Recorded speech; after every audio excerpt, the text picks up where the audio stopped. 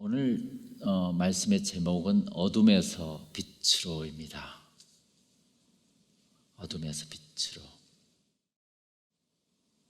어떻게 하면 어둠에서 빛으로 가게 할 수 있을까? 오늘 로마서 14장 8절, 우리가 살아도 주를 위하여 살고 죽어도 주를 위하여 죽나니 그러므로 사나 죽으나 우리가 주의 것이로다 하고 사도 바울의 신앙 고백을 우리는 로마서 14장 8절에서 들을 수가 있습니다. 이것이 신앙입니다. 살아도 주를 위하여 살고 죽어도 주를 위하여 죽나니. 아멘, 할렐루야. 이렇게 인생을 주님께 포커스하면 기적이 일어나고 하나님의 놀라운 능력이 우리 가운데 임하게 됩니다. 우리는 늘 묻습니다. 하나님은 어디 계시나? 그것은 물고기들에게 물이 어디 있느냐 묻는 것과 똑같아요. 물고기는 물속에서 살아요. 그리고 물고기 안에도 물이 가득 차 있어요. 하나님이 어디 계세요? 우리 피부보다 더 가까운 곳에 계시다는 것입니다. 내 옷보다 더 가까운 곳에 계시다는 것입니다. 우리는 그런데 그것을 잊어먹고 매일 힘들어하고 어려워하고 상처받고 피곤해하고 지쳐있는 상태가 너무 많다는 것입니다. 물고기가 지쳐서 힘들어할 때가 언제입니까? 바로 물이 없는 무트로 나왔을 때 물고기는 살 수가 없는 것이죠. 마찬가지예요. 하나님이 늘 우리와 함께 계신다는 것을 잊어먹었을 때 스스로 우리는 죽게 되는 것입니다. 신앙은 이렇게 confession, 신앙 고백이 있어야 돼요. 지금 오늘 본문은 바울이 아그리빠 2세 왕 앞에 서 있는 거예요, 지금. 그러면서 자신의 인생의 삶 속에서 만났던 예수를 지금 증거하고 있는 것입니다. 여러분, 아그리빠 1세 왕은 사도 야고보를 처형했습니다. 사도행전 12장에 나오죠.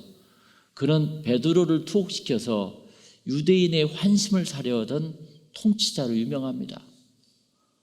참 예나 지금이나 정치꾼들은 백성들에게 환심을 사려는 위선자들이 너무 많습니다. 저는 정치의 반대말이 신앙이라고 생각해요. 그런데 교회 안에서도 정치를 하고 있는 사람이 있어요.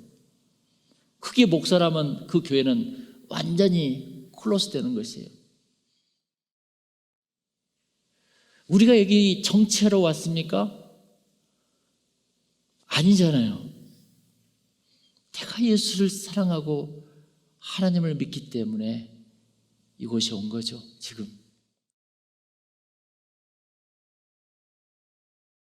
정치의 주체는 위선이고 신앙의 주체는 성령이지 않습니까? 지금 본문에서 바울의 영롱한 빛이 어둠의 아그리빠 왕을 강하게 비추고 있는 거라.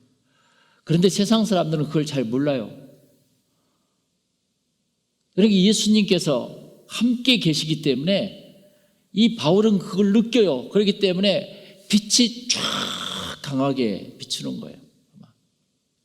아마 그것을 바울은 누구인가 그 영화 속에서는 강한 밝은 빛이 쫙 비추면서 그 어둠의 권세 잡는 자비들, 바로 아그리빠 왕의 그 어두운 모습을 환하게 비췄을 거예요, 지금. 그게 빛이에요. 이 세상에서 지금 가장 밝은 곳은 바로 이곳입니다. 여러분들이 빛이기 때문에. 이 바울은 그 아그리빠 왕 앞에서 자신이 만난 예수님을 담대하게 지금 간증하고 있거든요. 사나 죽으나 주의 것이니까요. 할렐루야. 이런 마음을 가졌을 때 내가 간증이 나오고 내가 전도할 수 있고 내가 사람 앞에 말씀을 전할 수 있는 것입니다. 신앙인은 주를 만났다는 간증이 있어야 돼요. 고백이 있어야 돼요. 그 바울의 간증과 고백이 오늘 본문 말씀이에요. 12절에 보면은 바울은 대제사장의 권세와 위임을 가지고 다메섹으로 가고 있었습니다. 예수쟁이들을 잡아 가두려고, 죽이려고. 그런데 거기에서 뭐라고 나온 거 아니? 해보다 더 밝은 빛이 나와 내 동행들을 둘러 비추는지라 이렇게 쓰여 있습니다. 해보다 더 밝은 빛. 여러분, 해보다 더 밝은 빛을 본 일이 있습니까? 그 빛은 곧 예수님을 말하는 것입니다. 바울이 본 빛은 이 세상에 눈으로 볼 수 없는 태양빛이 아닌 하나님 나라 빛이었었어요. 여러분은 해보다 더 밝은 빛을 본 일이 있었냐고요? 저는 보았어요. 예수사랑교회를 처음 창립할 때 예수님께서 나오셔서, 그때가 제가 8월 15일 6시 반 정도 됐다고 그랬지 않습니까?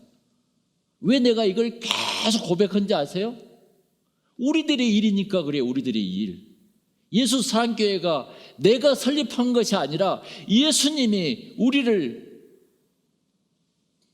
선택해서 이끌고 가고 계시다는 것을 확증하기 때문에 그때 제가 예수님을 보았는데 너무 강한 빛이기 때문에 예수님 얼굴을 볼 수가 없었어요. 그래서 제가 빨간 옷자락 하나를 봤다고 그랬잖아요. 그때 음성이 들려왔다고 그랬었습니다. 해보다 더 밝은 빛. 해보다 더 밝은 빛은 있잖아요. 내가 진실로 인생을 살아보려고 노력하면 보여요. 내가 무엇인가를 주님과, 아니 내가 무엇인가를 간절히 기도하고 진실하게 살아봐야지.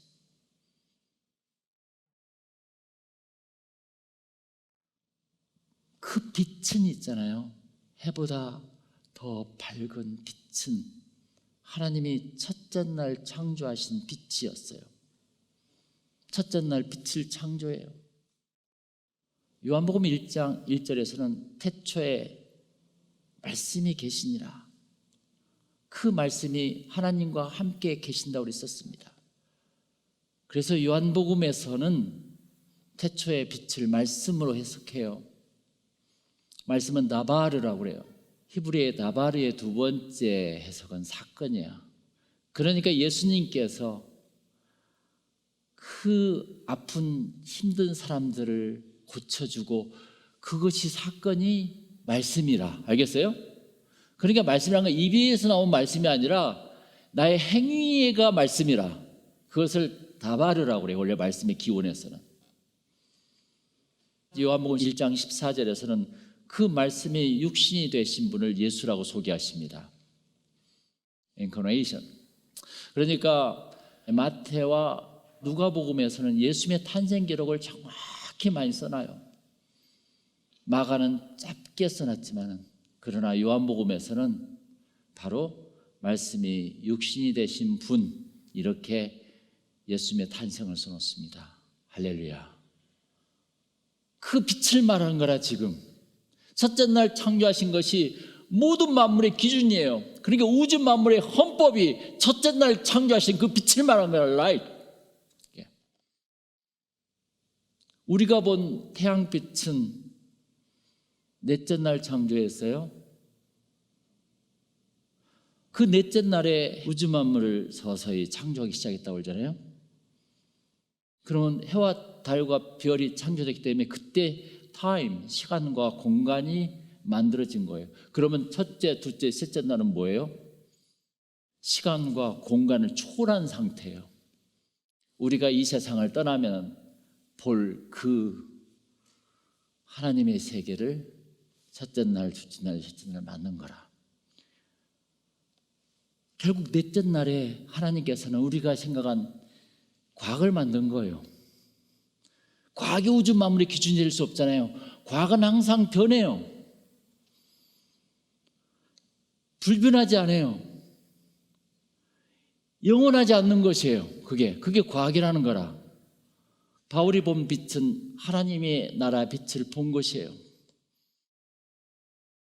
그 빛을 한번 보면 사람이 확 달라져 버려요. 똥개같이 녹개가 되는 거예요. 알고 보면 박쥐 인생이 독수리 인생으로 변해요. 그 빛을 보면은 바울처럼 박해자가 추종자가 되는 것입니다. 그 변화될 때 엄청난 에너지가, 포텐셜 에너지가 생기는 거라. 이게 힘이 생기는 거라. 많은 사람들은 교회를 인간의 하찮은 생각과 철학 그리고 심리학으로 다스리려고 해요. 교회는 성령으로 하지 않고는 절대로 교회가 교회되지 않습니다. 바울이 해보다 더 밝은 예수님이 너무 밝아서 인간의 육신으로 볼 수가 없었어요. 마치 어두운 동굴이나 캄캄한 영화관에서 나오면 눈이 부셔서 밖을 볼 수가 없는 현상이 나와요. 갓난 아이의 육체가 햇빛을 처음 볼 때 눈을 뜰 수가 없듯이 이처럼 바울의 영혼 아이가 눈을 뜰 때 눈이 부셔서 그 빛을 쳐다보다가 그 눈을 사흘 동안 보지 못하고 식음을 전폐할 수밖에 없었습니다. 그때 예수님께서는 아나니아를 보내서 바울을 도와주는 거죠. 예수님께서 나타나셔서 14절을 말씀하시는 거라. 우리 다 같이 14절 한번 읽어볼까요?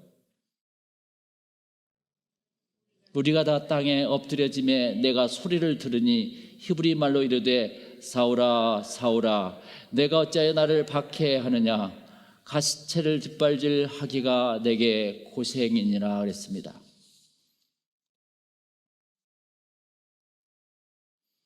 사울아 사울아 어찌 나를 박해하니 가시체를 뒷발질 하기가 내게 고생이니라 그랬어요.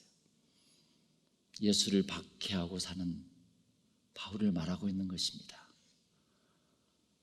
여러분, 가시체를 뒷발질하기가 내게 고생이니라, 이게 무슨 말씀인지 아세요?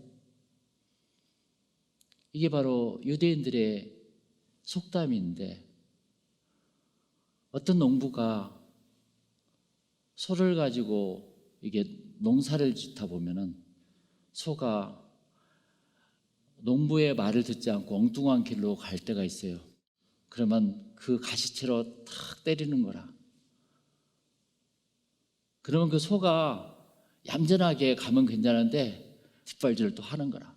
그래서 탁 때리면은 뒷발질을 또 해. 그래서 더 세게 때리면은 그때서야 이제 가는 거라, 야채가. 그걸 말한 거라. 예수님께서 참이 복음으로 하나님의 길을 가게 할 바울이 그 뒷발질을 치면서 예수쟁이들을 잡아 가두니까 네가 가시체를 뒷발질하기가 얼마나 고생스러웠니? 어차피 가야 될 걸. 그러면서 예수를 박해하고 사는 바울을 부르는 것이에요. 빛과 소리, 이것이 바울이 체험한 예수님이었어요. 처음으로 체험한 것은. 어떤 누구나 예수님을 체험하면 빛과 소리를 체험합니다. 음성이 들려와. 근데 그 빛을 볼 수가 없어. 그 빛과 소리가 말씀이에요. 할렐루야. 그 말씀을 요한복음에서는 리워드라고 나와요. 더를 붙여요. 그게 In the beginning was the word라고 나와요. 그 word는 뭐라? 말씀이 아니라 the word는 Jesus, 예수를 말하는 거라.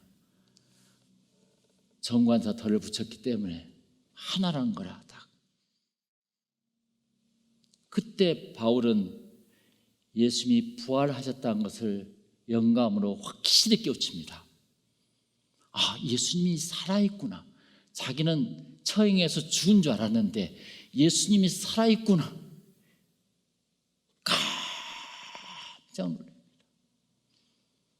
어떻게 할 줄을 모르는 거라. 내가 박해한 예수가 진짜 살아있다니. 영적 체험이 없는 사람이 말씀을 가르치는 것은 세상을 보지 못하는 봉사가 길을 가르쳐 준 거나 똑같아. 예수님의 소리를 듣지 못하고 말씀을 가르치는 것은 세상 사람들에게 자신의 시끄러운 철학을, 소음을 가르쳐 준 거나 똑같아. 그거 가르쳐봤자 뭐 하겠냐고. 많은 사람들이 영적으로 귀머거리 소경입니다. 지금 바울도 그 영적인 체험을 하고 나서 엄청난 충격을 받게 되는 것이라. 그리고 그 영안을 뜨고 나와서 보니까 모든 사람들이 다 귀머거리 소경이라는 것을 알게 된 거라. 내가 저들을 위해서 가서 간증해야지, 헌신해야지. 그때 깨우친 거라. 15절 바울이 누구시냐고 물을 때 주께서 이르시되 너는 네가 박해하는 예수라, 이렇게 이야기해요. 지금도 교회 지도자들을 업신여기고 박해하는 사람들이 많습니다. 왜 그런지 아세요? 모르기 때문에. 자기 상식으로 모든 사람이나 마음을 평가하기 때문에. 우리들은 박해하고 있습니까? 일으켜 세우고 있습니까? 교회를. 오늘의 하이라이트 말씀이 있어요. 하나님은 왜 바울에게 나타나셨을까? 16절이에요. 우리 다 같이 한번 읽어볼까요? 일어나 너의 발로 서라. 내가 너에게 나타난 것은 곧 내가 나를 본 일과 장차 내가 내게 나타날 일에 너로 종과 증인을 삼으려 함이니 그랬어요. 내가 너에게 나타난 이유는 네가 나를 본 일과 장차 내가 너에게 나타날 일에 너로 종과 증인으로 삼으려고. 거기 보면 as a servant and as a witness라고 나와요.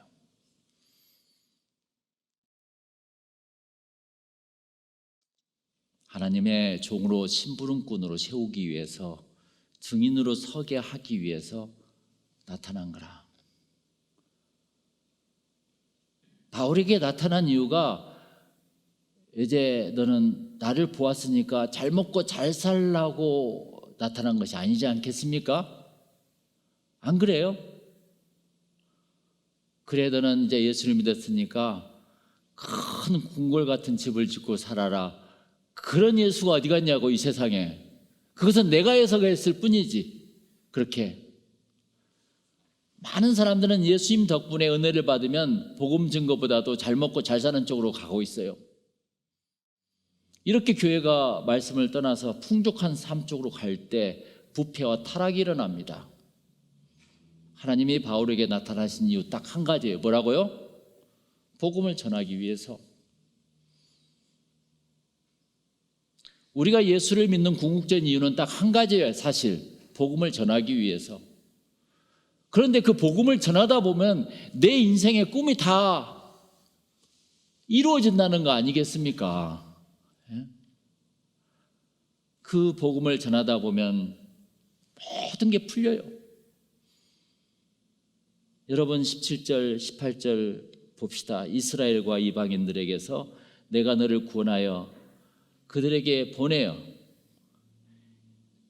그 눈을 뜨게 하여 어둠에서 빛으로, 오늘 제목이죠. 사탄의 권세에서 하나님께로 돌아오게 하고 죄 사함과 나를 믿어 거룩하게 된 무리 가운데서 기업을 얻게 하리라 그랬습니다. 빛의 자녀. 여기에 바울의 소명과 사명이 나오잖아요. 17절 18절에. 이것은 바울만이 아닌 예수 믿는 우리들에게 모두 해당되는 것입니다.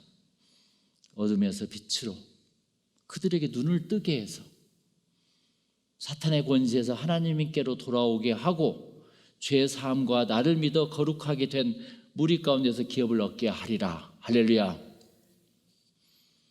이것은 바울만이 아닌 우리들의 이야기입니다. 바울은 이 사명을 다하기까지 다소에서 수년 동안 기도 생활을 합니다. 그 기도로 자신의 막힌 영혼을 뚫어야 영안이 열립니다. 그리고 바나바와 함께 처음 나온 교회가 안디옥 교회였어요. 기독교 역사상 최고의 회심자는 바울이에요. 저는 우리 예수사랑교회가 그런 교회가 되리라고 믿습니다. 우리들도 하나님을 체험하고 회심하면 엄청난 포텐셜 에너지가 나오는 거예요.